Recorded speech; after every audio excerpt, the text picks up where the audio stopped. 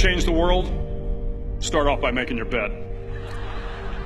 If you make your bed every morning, you will have accomplished the first task of the day.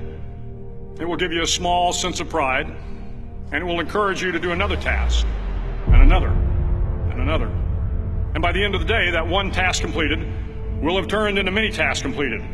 Making your bed will also reinforce the fact that the little things in life matter. If you can't do the little things right, you'll never be able to do the big things right.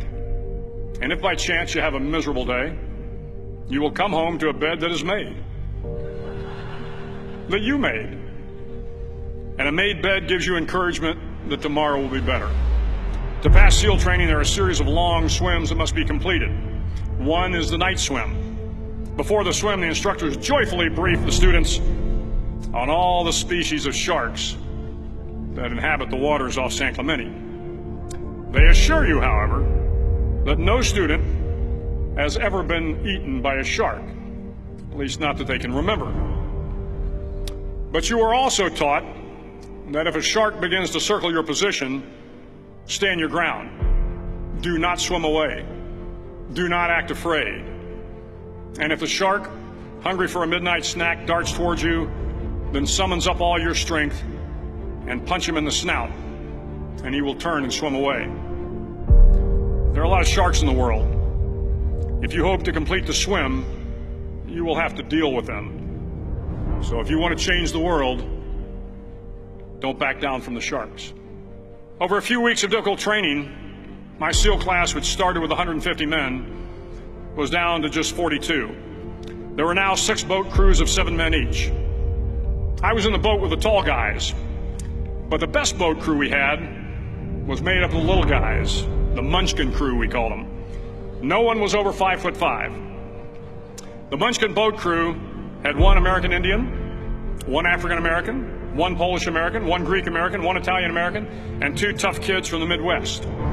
They out-paddled, outran, and outswam all the other boat crews.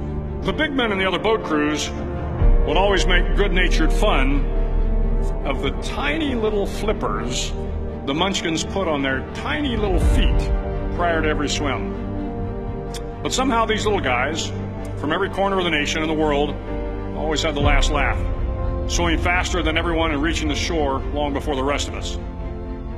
SEAL training was a great equalizer. Nothing mattered but your will to succeed, not your color, not your ethnic background, not your education, not your social status. If you want to change the world, measure a person by the size of their heart, not by the size of their flippers. The 9th week of training is referred to as Hell Week. It is 6 days of no sleep, constant physical and mental harassment, and 1 special day at the Mud Flats.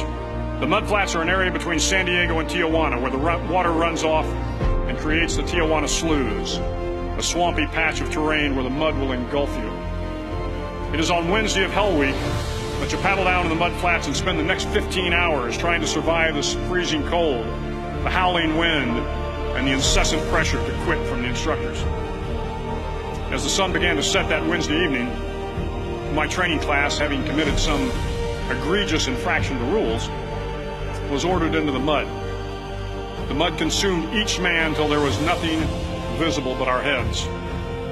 The instructors told us we could leave the mud if only 5 men would quit. Only 5 men, just 5 men, and we could get out of the oppressive cold. Looking around the mud flat, it was apparent that some students were about to give up.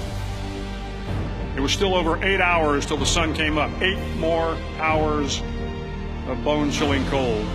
The chattering teeth and the shivering moans of the trainees were so loud, it was hard to hear anything. And then one voice began to echo through the night. One voice raised in song. The song was terribly out of tune, but sung with great enthusiasm. One voice became 2, and 2 became 3, and before long, everyone in the class was singing. The instructors threatened us with more time in the mud if we kept up the singing, but the singing persisted, and somehow the mud seemed a little warmer, and the wind a little tamer, and the dawn not so far away.